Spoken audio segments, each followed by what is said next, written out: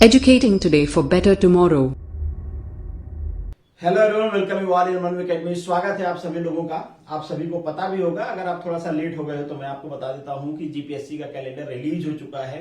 Dates आ गई हैं आपकी, जिसका आपको बहुत दिनों से इंतजार था, और डेट्स आते ही एक साथ में कंट्रोवर्सी भी आ गई। कंट्रोवर्सी तो नहीं कहेंगे, क्लैशिंग कह सकते हैं। कंट्रोवर्सी आपने क्रिएट किया है आपस में फाइट करके। फाइटिंग ये है क्योंकि एक एग्जाम डेट क्लैश हो रही है। आपके जीपीएससी का जो आरटीओ एग्जाम है वो गेट एग्जाम से क्लैश हो रहा है। तो यहाँ पे दो पर्सपेक्टिव आ रहे हैं। एक पर्सपेक्टिव मेरा भी हो सकता है, तीसरा बस मेरे पर्सपेक्टिव से आपके लाइफ में कोई फर्क पड़ना नहीं चाहिए।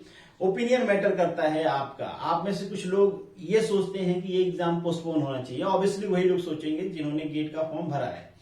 जो लोग गेट का फॉर्म नहीं भरे हैं वो लोग ये चाहते हैं कि इसी डेट पे एग्जाम हो। उसमें से कुछ लोग आप में से सोच रहे हैं हो सकता है एग्जाम बार बार पोस्टपोन हो, तो कैंसिल भी हो सकता है। तो मैं आपको कंफर्म कर दूं कि एग्जाम पोस्टपोन होगा, बट कैंसिल नहीं होगा। पोस्टपोन क्यों होगा? क्योंकि बहुत सारे लोगों ने ट्वीट्स किए हैं, और वो ट्वीट्स की स्क्रीनशॉट आपको दिख रहा होगा, उसको नोट भी कर लिया गया है जीपीएससी चेयरमैन के द्वारा। तो मोस्ट प्रोबेबली ये एग्जाम पोस्टपोन होगा। पोस्टपोन इसलिए होगा क्योंकि एक उनकी जेन्युइन और लीगल डिमांड है। क्योंकि जो गुजरात के स्टूडेंट है, एक गुजरात के एग्जाम की वजह से एक सेंट्रल लेवल के आप एग्जाम उनसे छूट जाएगा। सेंट्रल लेवल कहें या आईआईटीज कहें, सेंट्रल लेवल इसलिए क्योंकि बहुत सारी पीएसयू गेट एग्जाम से रिक्रूट करती हैं। अब चूंकि गेट अपना एग्जाम पोस्टपोन कर नहीं सकता, क्योंकि उनका शेड्यूल होता है हर साल। उनका फॉर्म कब आएगा, कब लास्ट डेट होगी फॉर्म फिल करने का, एडमिट कार्ड कब आएगा और एग्जाम कब होगा, ये सारा फिक्स होता है around two around every year का। तो वो तो पोस्टपोन करने से रहे नहीं, कभी नहीं करते हैं वो। तो बाकी बची जीपीएससी। तो जीपीएससी अपने स्टूडेंट की, स्पेशली गुजराती स्टूडेंट्स का एक राइट्स क्यों छीनेगी? मतलब आप कह भी सकते हो, वैसे भी दासा साहब एक बहुत ही जेन्युइन ऑफिसर हैं। ऑलरेडी उन्होंने देखा होगा, बट आई डोंट नो कि कैसे ये चीज मिस हो गई। बट फिर भी अगर मिस हो गई जीपीएससी के द्वारा, तो लोगों ने ट्वीट किए हैं, अब जीपीएससी को पता चल गया है। तो डेफिनेटली मेरे हिसाब से, मेरे ओपिनियन के हिसाब से, जैसा अब तक होता रहा है, ये एग्जाम आपका 100% पोस्टपोन होने वाला है। अब जो लोग एग्जाम पोस्टपोन नहीं करना चाहते हैं, जो लोग थोड़ा डाउट्स में हैं, मैं आपसे कहना चाहता हूं कि चलो ठीक है, अगर ये एग्जाम पोस्टपोन नहीं होता है, फरवरी में एग्जाम हो जाता है, तो क्या आप एकदम फ्री माइंड हो जाओगे? आप फिर से पढ़ाई बंद कर दोगे या फिर आप दूसरा कुछ करने लगोगे? आंसर होगा नहीं। क्योंकि अगर आप एलिजिबल हो एमबीआई एग्जाम के लिए, तो डेफिनेटली आपके पास बीटेक डिग्री होगी और आप एमबीआई के लिए भी एलिजिबल होगे। आप ऐसे श्योरिटी के साथ नहीं कह सकते कि आप एमबीआई में अपीयर हो गए हो, एमबीआई में आपका सिलेक्शन हो रहा है, इसलिए आप एमबीआई की प्रिपरेशन नहीं करोगे। आप जो भी दूसरा काम करना होगा करोगे, ऐसा कोई नहीं कह सकता। इवन जो टॉपर होता है उसको भी पता नहीं चलता है कि उसका अब एमबीआई में हो गया, एमबीआई के पेपर में उसको अपीयर ही नहीं होना है। दैट्स मीन कि आपको एमबीआई के पेपर में तो अपीयर होना है, जिसके लिए आपको मई तक इंतजार करना है। इंतजार तो नहीं कहेंगे, प्रिपरेशन करनी है। तो आपके ऊपर मेंटल स्ट्रेस वैसे ही रहने वाला है, भले जो एमबीआई का पेपर है वो पहले हो जाए।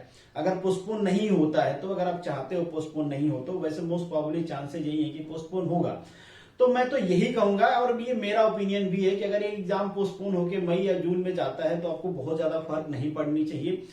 तब तक आपका ये जो क्लास 3 का एग्जाम है वो हो जाएगा। अगर उसके बाद एमबीआई का होता है तो आपकी प्रिपरेशन लेवल भी एक करना, तो आपको मई तक प्रिपरेशन तो करनी ही करनी है, तो थोड़ा दिन और कर लेना आप, और आपको पता चल जाएगा कि लोअर ग्रेड में आपका हो रहा है या नहीं हो रहा है। लोअर ग्रेड में नहीं हो रहा है तो फिर हायर ग्रेड के लिए आप थोड़ा एफर्ट भी ज्यादा लगाओगे।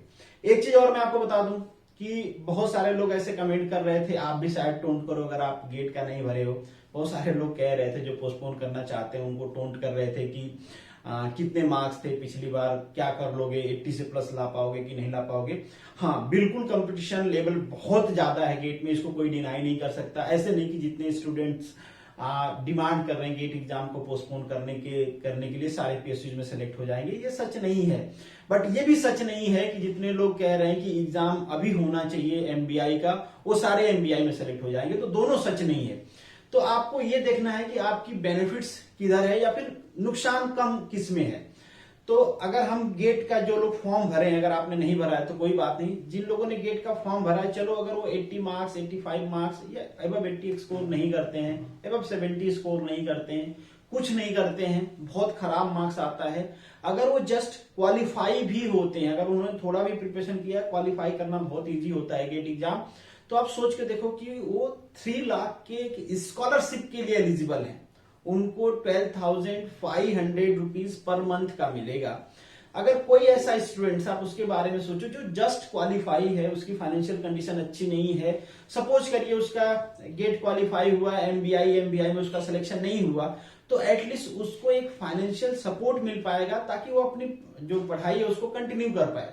क्योंकि ऐसे बहुत सारे कॉलेज हैं गुजरात में जहां पे आप एडमिशन ले लो, गवर्नमेंट कॉलेज भी हैं आपके जहां पे फी नाम मात्र की लगती है, बट आपको 12,500 आता है, तो उसी पैसे में बिना घर से पैसे लिए हुए आप प्रिपरेशन कंटिन्यू कर सकते हो एक अच्छे इन्वायरमेंट में। एक गवर्नमेंट कॉलेज में आपको हॉस्टल भी मिल जाएंगे, वहां पे एक आपकी पढ़ाई की पूरी सराउंडिंग होगी। अगर आप पढ़ना चाहते हो, फिर से कॉलेज लाइफ एंजॉय करने लगे तो अलग बात है, आप सच में सीरियसली हो तो आपको घर से पैसे नहीं मांगने पड़ेंगे। और सच बता रहा हूं मैं, ये पर्सनल फीलिंग भी है मेरी और आपकी भी फीलिंग होगी कि जब एक बार आप बीटेक कर लेते हो ना, फिर आपको फोन करके ये कहना पड़ता है घर पे कि पापा या फिर भाई या जिससे भी आप पैसे मांगते हो कि पैसे दे दो। कभी कभी तो ये होता है, और स्पेशली मेरे साथ होता है कि मेरे साथ हुआ था, होता नहीं है, हुआ था कि कई बार क्या होता है कि हम जिस अपने पेरेंट्स से या गार्जियन से बात नहीं हो पाती, हमारी डिसकंटिन्यूटी रहती है, जो भी रीजन हो, थोड़ा पेरेंट्स से कुछ लोगों की आप कह सकते हो ना मिक्सअप अच्छा नहीं रहता है, तो कम बात होती है, काम से कम बात होती है।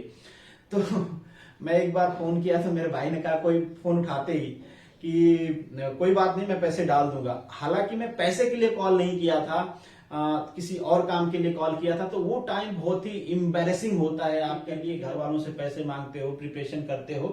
तो उन स्टूडेंट्स का इसमें फायदा है, हो सकता है उनकी प्रिपरेशन बहुत अच्छी नहीं है, हो सकता है वो पीएसयू में सेलेक्ट नहीं हो, बट पॉसिबिलिटी है कि वो गेट क्वालिफाई कर पाए और एक स्कॉलरशिप ले पाए जिससे वो अपनी प्रिपरेशन को कंटिन्यू कर पाए।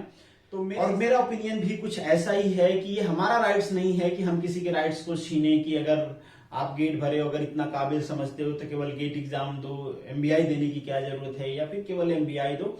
अगर किसी को मौका मिलता है दोनों एग्जाम में अपीयर होने का तो होने देना चाहिए। और मुझे लगता है कि जो दासा साहब हैं बहुत ही जेन्युइन ऑफिसर हैं, उनको डेफिनेटली ये कैसे मिस हुआ आई डोंट नो, पहले भी मैंने कहा, नहीं तो अदरवाइज वो लोग मिस ही नहीं करते। सेंट्रल गवर्नमेंट के किसी भी एग्जाम पे स्टेट गवर्नमेंट ट्राई करती है, ट्राई नहीं मतलब करते ही हैं कि उस डेट पे अपना एग्जाम्स नहीं रखते हैं। और उन्होंने ऑलरेडी कह भी दिया है कि उन्होंने नोट कर लिया इस प्रॉब्लम को 100%।